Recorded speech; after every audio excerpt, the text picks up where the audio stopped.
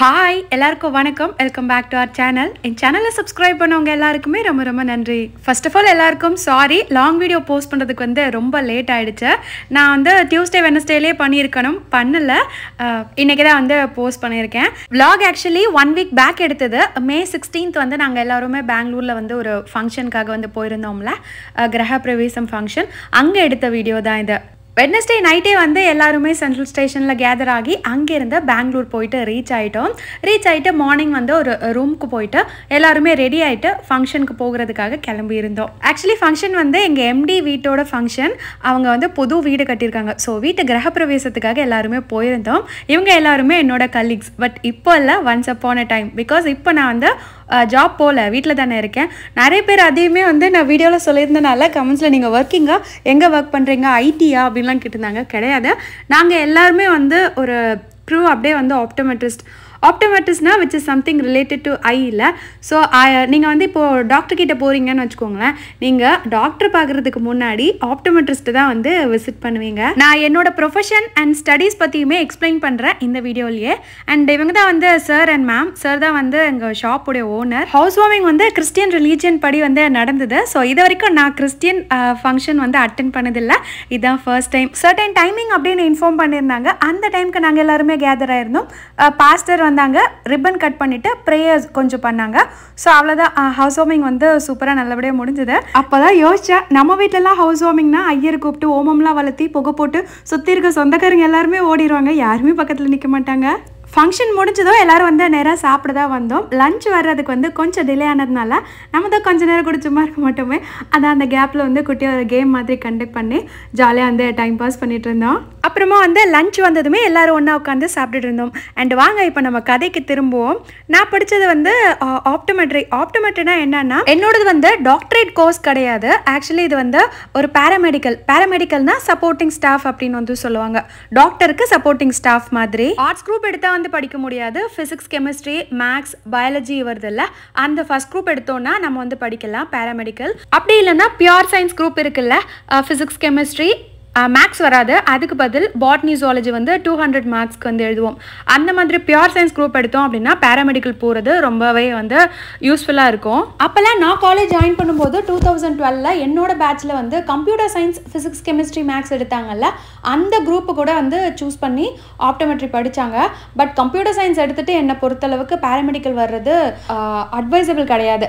Because அப்படி வந்து எடுக்கவும் மாட்டாங்க. பட் எப்படி அப்போ எடுத்தாங்கன்னு தெரியல, இப்போலாம் வந்து எடுக்கிறதில்ல அப்படிங்கிறது மாதிரி கேள்விப்பட்டிருந்தேன். டோட்டல் வந்து 4 இயர்ஸ் படிக்கணும். 3 இயர்ஸ் வந்து 6 செமஸ்டர்ஸ் எக்ஸாம்ஸ் வந்து நடக்கும். ஃபைனல் இயர் வந்து இன்டர்ன்ஷிப் இருக்கும். இன்டர்ன்ஷிப் முடிச்சா மட்டும்தான் வந்து கோர்ஸ் கம்ப்ளீஷன் சர்டிஃபிகேட்டே வந்து கொடுப்பாங்க. அப்போ தான் அந்த கோர்ஸ் வந்து நம்ம கம்ப்ளீட்டாக படித்து முடிச்சது மாதிரியான அர்த்தம். இப்போ இன்ஜினியரிங், ஆர்ட்ஸ்லாம் வந்து அரியர்ஸ் வச்சாங்க அப்படின்னா அவங்க வந்து அடுத்தடுத்த செமஸ்டர்ஸ்க்கு வீட்டில் இருந்தே எக்ஸாம்ஸ் எப்போ வருதோ அப்போ தானே எழுதுவாங்க. பட் மெடிக்கல் பொறுத்த வரைக்கும் 6 செமஸ்டருமே கிளியர் பண்ணால் மட்டும்தான் இன்டர்ன்ஷிப்பே போக முடியும். இன்டர்ன்ஷிப்புமே வந்து 365 டேஸ் வந்து கணக்கு. ஸோ அதில் வந்து சண்டேஸ் மட்டும்தான் லீவ் கொடுப்பாங்க. ரெகுலர் சண்டேஸ் வந்து லீவ் இருக்காது. கேம்புமே இருக்கும் சண்டேஸில். மற்ற டைமில் வந்து லீவ் இருக்கும், சண்டேஸ் மட்டும். கவர்மெண்ட் ஹாலிடேஸ் கூட வந்து லீவே கிடையாது.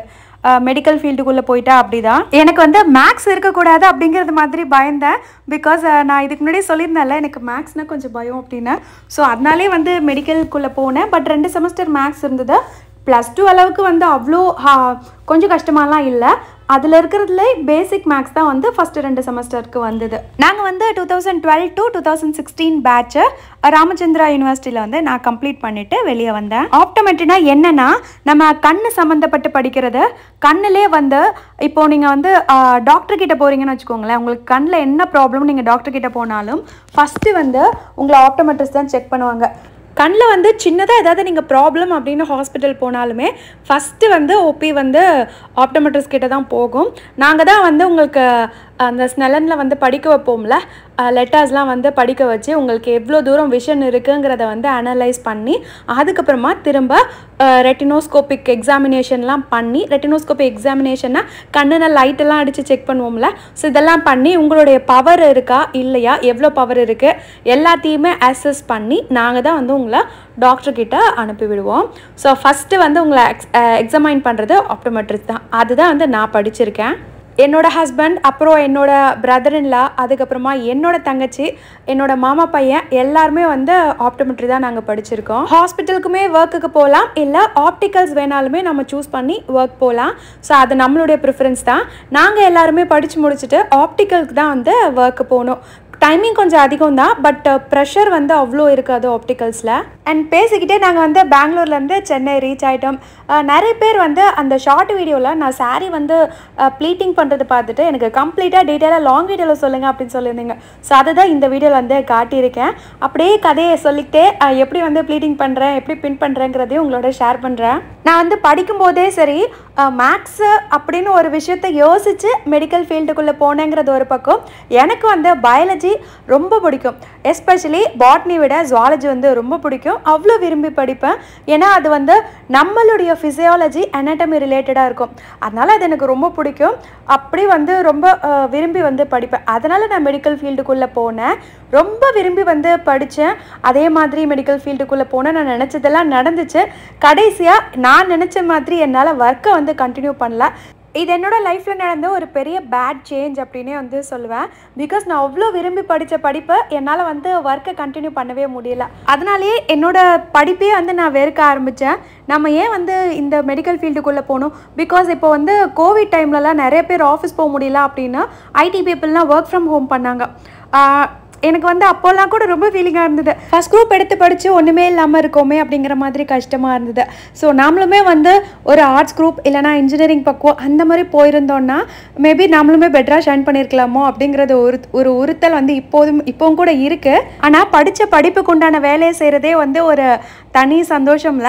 அது நான் வந்து எழுந்துட்டேன். இனி வந்து என்னால் கண்டிப்பாக என்னோடய ப்ரொஃபஷனில் கண்டினியூ பண்ணுறதுக்கு வாய்ப்பு இருக்கா என்னங்கிறது எனக்கு தெரியல. But 90% no chance. சரி, okay, past is past. At least இப்போ எனக்கு காட் கொடுத்த இந்த பிளாட்ஃபார்மையாச்சும் நான் வந்து யூஸ் பண்ணிக்கிட்டு நான் பெட்டராக ஷைன் பண்ணும் அப்படின்னு வந்து விரும்புகிறேன். ஜென்ஸை பொறுத்த வரைக்கும் ப்ராப்ளம் இல்லை. அவங்களுடைய ரொட்டீன் எந்த வகையிலுமே அஃபெக்ட் ஆக போகிறதில்ல. ஈவன் மேரேஜ் ஆனாலும் பேபி வந்தாலும். பட் கேர்ள்ஸ் அப்படி இல்லைல்ல. ஃபிசிக்கலி வந்து நம்ம தான் ரொம்ப பாதிக்கப்படுறோம். அதனாலேயே வந்து நம்மளுடைய கெரியரையுமே தொலைச்சிடுற மாதிரி ஆகிடுது. Men is a men always. And இப்போ சாரீ வந்து ப்ளீட்டிங் எப்படி பண்ணுறதுன்னு சொல்கிறேன். நான் ஆல்ரெடி ஷார்ட் வீடியோவில் காட்டியிருந்தேன்ல, அதே மாதிரி வந்து சாரியை ஃபஸ்ட்டு ப்ளீட் எடுத்து வச்சுக்கோங்க. நம்ம எங்கேயாவது கிளம்புறதுக்கு முன்னாடி இப்படி ப்ளீட் பண்ணி வச்சுட்டோம், இல்லை ஏதாவது ஃபங்க்ஷன் போகிறோன்னா முந்தின நாளே ப்ளீட் பண்ணி பேக் பண்ணிட்டோம் அப்படின்னா அங்கே போய்ட்டு நமக்கு கட்டுறதுக்கு யாருடைய ஹெல்ப்புமே தேவைப்படாது. டக்குன்னு எடுத்து கட்டிட்டு போயிட்டே இருக்கலாம், ரெடிமேட் சாரீ மாதிரி. நீங்கள் வந்து சாரீ ஃபஸ்ட்டு ப்ளீட் பண்ணி எடுத்து வைக்கிறதுக்கு இன்ஸ்கர்ட்லாம் கட்டணுங்கிறது இல்லை. ஃபஸ்ட்டு சாரீ ஒரு சுற்றிட்டு நீங்கள் வந்து முடிச்சு போட்டுட்டு அதுக்கப்புறமா நீங்கள் ஒரு சுற்றிட்டு அதுக்கப்புறமா வந்து முந்தி ப்ளீட் பண்ண ஆரம்பிங்க. அப்போ வந்து நமக்கு கொஞ்சம் ஈஸியாக இருக்கும். சாரீ கட்டும்போது எப்போதுமே முந்தானி வந்து கொஞ்சம் லென்த்தியாக விட்டோம் அப்படின்னா அழகாக இருக்கும். நான் எப்போதுமே கொஞ்சம் லென்த்தியாக தான் வந்து யூஸ்வலாக விடுறதை விட கொஞ்சம் லென்த்தியாக தான் வந்து விட்டுட்டு முந்தானி வந்து அளந்து எடுத்துக்குவேன். அதுக்கப்புறமா சுற்றிட்டு இடுப்புக்கிட்ட வந்து ஒரு பின் பண்ணிவிட்டு அங்கேருந்து நம்ம வந்து இடுப்புக்கிட்ட ப்ளீட் எடுக்க ஆரம்பிக்கணும். பட்டு சாரீலாம் கட்டுறீங்க அப்படின்னா கண்டிப்பாக வந்து அயன் பண்ணிக்கோங்க. ஏன்னா அது வந்து கொஞ்சம் ஒரு மாதிரி தூக்கிட்டு நிற்கும். பட்டு புடவை பொறுத்த வரைக்கும் கண்டிப்பாக ஸ்டீம் வந்து அதிகமாக வச்சு அயன் பண்ணிக்கோங்க. அதே மாதிரி டைரெக்டாக அயன் பண்ணாமல் ஒரு நியூஸ் பேப்பரோ இல்லைனா வந்து வேறு ஏதாவது நைஸ் கிளாத், காட்டன் கிளாத் மேலே வச்சுட்டு கூட நம்ம அயன் பண்ணோன்னா அந்த ஹீட்டுக்கு வந்து அது நிற்கும். டைரெக்டாக பட்டு புடவையில் நம்ம ஹீட் வச்சு அயன் பண்ணோம் அப்படின்னா புடவை வந்து ஈஸியாக வந்து சீக்கிரமாக ஃபேட் ஆகிடும். பட்டு புடவை காட்டன் சாரீ வந்து ஃபஸ்ட் டைம் நம்ம கட்டுறோம் அப்படின்னா அயன் பண்ண தேவையில்லை, சூப்பராகவே வந்து நிற்கும். நம்ம ஒன்ஸ் வந்து தண்ணியில் போட்டு எடுத்துட்டோம் அப்படின்னா கொசன்னு ஆயிரும். அதை மட்டும் நம்ம கொஞ்சம் அயன் பண்ணி கட்டணும் அப்படின்னா பார்க்குறதுக்கு லுக்கு நீட்டாக இருக்கும். சாரீ கம்ப்ளீட்டாக ப்ளீட் பண்ணி எடுத்துட்டேன். ப்ளீட் பண்ணதுக்கப்புறமா இடுப்புக்கிட்ட இருக்க பின்னை மட்டும் கழட்டினோம் அப்படின்னா சாரீ வந்து சூப்பராக அப்படியே வந்து ரெடிமேட் சாரீ மாதிரியே வந்து கிடச்சிரும். இதை நம்ம வந்து ஒரு டேபிள் மேலே போட்டு அழகாக அயன் பண்ணி எடுத்து மடித்து வைக்க வேண்டியதான். நான் சாரீ வந்து ரொம்ப நல்லாவே ப்ளீட் பண்ணி எடுத்துக்குவேன். ஆனால் மடிக்கிறது வந்து எனக்கு 100% பர்ஃபெக்டாக வருமா அப்படின்னா கண்டிப்பாக கிடையாது. பட் எனக்கு வந்து ஆனால் நான் மடித்து எடுத்துகிட்டு போகிறதுமே வந்து நல்லா தான் இருக்குது. நிறைய நிறைய ஃபங்க்ஷன்ஸ்க்கு வந்து வேர் பண்ணியிருக்கேன். நானே ப்ளீட் பண்ணி மடித்து எடுத்துகிட்டு போய் நல்லா தான் இருக்குது. இடுப்புக்கிட்ட வந்து பார்த்திங்கன்னா அந்த விசிறி மடிப்பு மாதிரி வந்து ப்ளீட் பண்ணுவாங்கள்ல, அது எப்படி ப்ளீட் பண்ணணும் அப்படின்னு சொல்கிறேன். நம்மளுடைய அந்த லிட்டில் ஃபிங்கர் இருக்குல்ல, கடைசி ஃபிங்கர் சுண்டு விரல், அந்த அளவு வச்சு ஒரு ப்ளீட்டையுமே நம்ம மெஷர் பண்ணிக்கிட்டோன்னா பாருங்கள் கரெக்டாக வந்துருக்கு. ஸோ 2 பக்கமுமே மேலே கீழே இடுப்புக்கிட்ட வந்து ப்ளீட் எடுத்துகிட்டு 2 பக்கமும் பின் பண்ணி விட்டுட்டு அயன் பண்ணோம் அப்படின்னா பக்காவாக ப்ளீட் வந்து நின்றோம். கடைசியாக முந்தான பகுதியும் அதுக்கப்புறமா நம்ம அந்த செஸ்ட்டு கிட்ட வைப்போம்ல ப்ளீட்டு, அந்த பகுதியும் ரெண்டுத்தையுமே வந்து அயன் பண்ணி விட்டுட்டோம் அப்படின்னா அயனிங் ஒர்க் வந்து கம்ப்ளீட்டாக முடிஞ்சிடும். அதுக்கப்புறமா பேக்கிங் ஒர்க் தான். சாரீ கவர் வந்து வாங்கி வச்சுக்கோங்க, மார்க்கெட்டில் வந்து கிடைக்கும். பிகாஸ் நம்ம ட்ராவல் பண்ணும்போது அந்த சாரீ பவுச்சில் வச்சு கொண்டு போனோம் அப்படின்னா நமக்கு வந்து சாரீ கொஞ்சம் சுருங்காமல் இருக்கும். அட் த சேம் டைம் நமக்கு வந்து வேறு எதுவும் ஸ்டெயின் கூட படாமல் இருக்கும். இப்போ நம்ம வந்து நிறைய காஸ்ட்லி சாரீஸ்லாம் வந்து பேக் பண்ணி கொண்டு போவோம்ல, அந்த டைமில் பேக்கில் வேறு ஏதாவது வச்சு அது ஓப்பன் ஆகி கொட்டி சாரீல எல்லாமே வந்து ஸ்டெயின் ஆகாமலும் வந்து நம்ம ப்ரிவென்ட் பண்ணலாம். அதுக்காக வேண்டி 10 rupees தான் ஒரு சாரீ கவர் வாங்கி வச்சுக்கிட்டிங்கன்னா ரொம்ப யூஸ்ஃபுல்லாக இருக்கும். பேக்கிங் வந்து ரொம்ப சிம்பிளாக சொல்கிறேன், காம்ப்ளிகேட் பண்ணிக்கவே வேண்டாம். நீங்கள் வந்து டேபிள் மேலே எடுத்து போடுறீங்கல்ல, அதுக்கேற்ற மாதிரி நீங்கள் வந்து எடுத்து வச்சுக்கிட்டே வந்தீங்கன்னா, அதாவது ப்ளீட் எடுத்து வச்சுக்கிட்டே வந்தீங்கன்னா ஒரு 3 ப்ளீட்டு கரெக்டாக இருக்கும். அதுக்கப்புறமா 2 பக்கமும் இப்போ நான் மடிக்கிறது லென்த்தில் கொஞ்சம் மடித்து விட்டுட்டு நம்மளுடைய அந்த செஸ்ட் ப்ளீட் இருக்குல்ல, அது வந்து மேல் பக்கம் வர்ற மாதிரி நீங்கள் போட்டுட்டு முந்தி அப்படியே வந்து ரேப் பண்ணி விட்டுருங்க. அவ்வளோதான் பேக்கிங், வேறு எதுவுமே இல்லை. Very simple.